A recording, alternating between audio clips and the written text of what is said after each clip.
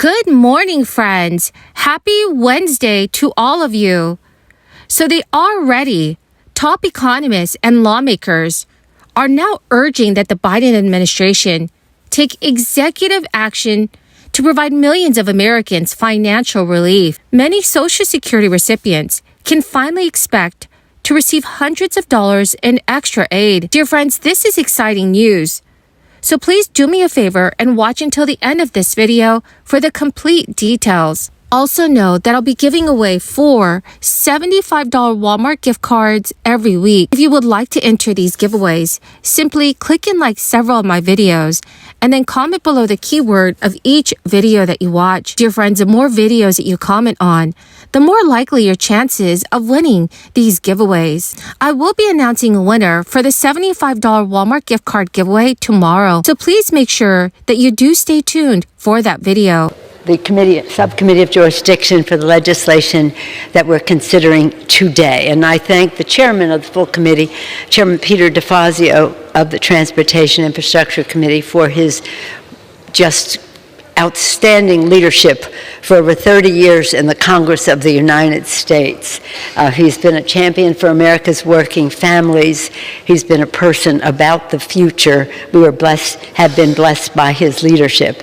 And I want to commend Chairman Jim McGovern of the Rules Committee for steering this urgent and necessary legislation to the floor in such an expeditious and effective manner. Madam Speaker, under President Joe Biden, we've had the most pro-union administration in history.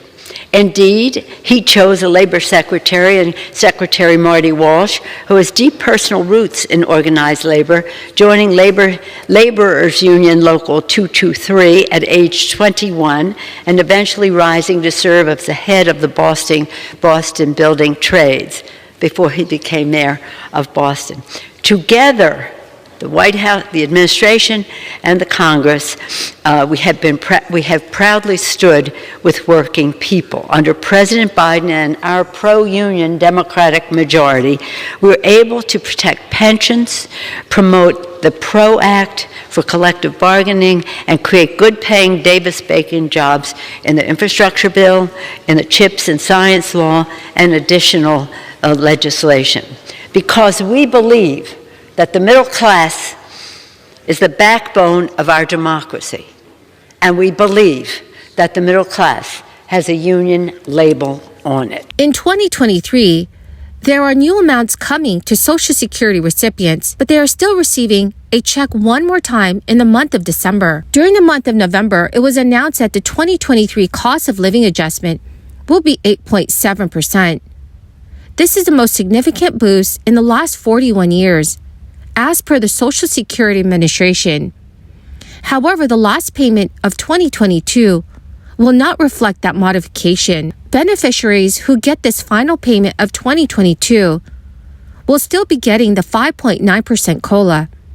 It is an adjustment that doesn't help seniors at all due to the 8% inflation that is hitting our country. December payments will come out on the 2nd, 3rd, and 4th Wednesdays of the month. As it's been for the past year, beneficiaries whose birth dates fall between the 1st and the 10th of the month will receive their first payment on December 14th. The next date will be December 21st.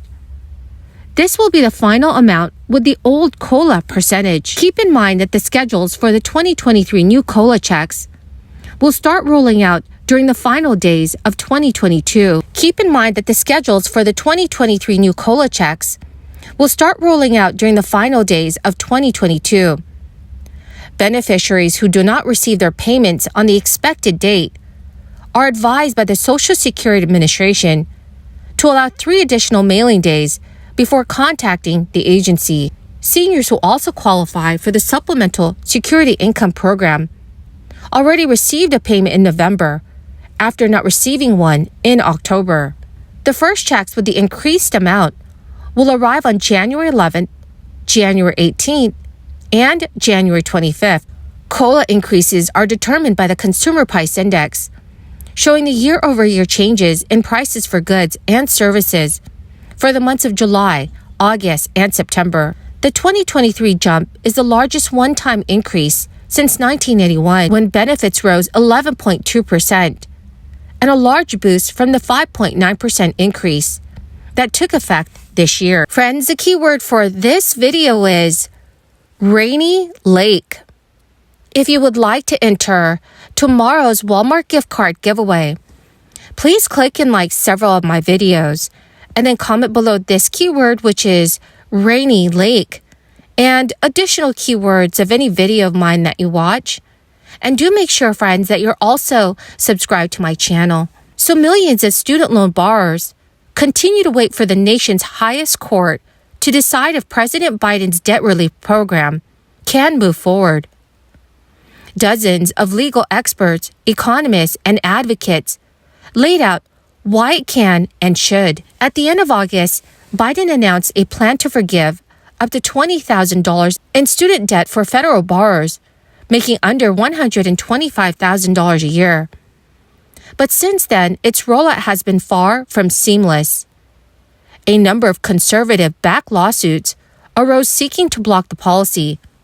And on November 14th, the Eighth Circuit Court of Appeals ruled that the temporary pause it placed on the relief in October will remain in place indefinitely. The decision was in response to a lawsuit filed by 6 Republican-led states who had argued that the relief would hurt their state's tax revenues. Biden's Justice Department quickly appealed the Eighth Circuit's decision and took the issue to the Supreme Court, asking it on November 18th to revive the student loan forgiveness plan. So it's unclear when or what the highest court will ultimately decide.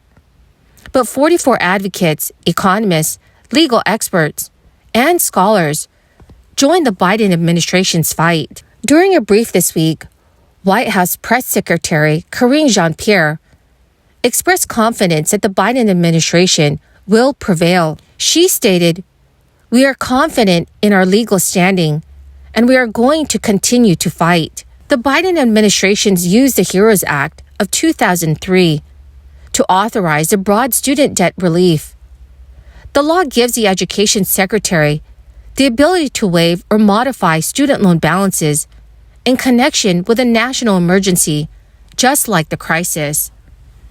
But all of the conservative lawsuits seeking to block the relief have argued that the loan forgiveness is an overreach of the authority and should require congressional approval. While many Republican lawmakers have argued that the Biden administration cannot continue using the crisis as a reason to provide continued debt relief, 11 economists wrote in their brief that the crisis alone is a reason to carry out loan forgiveness.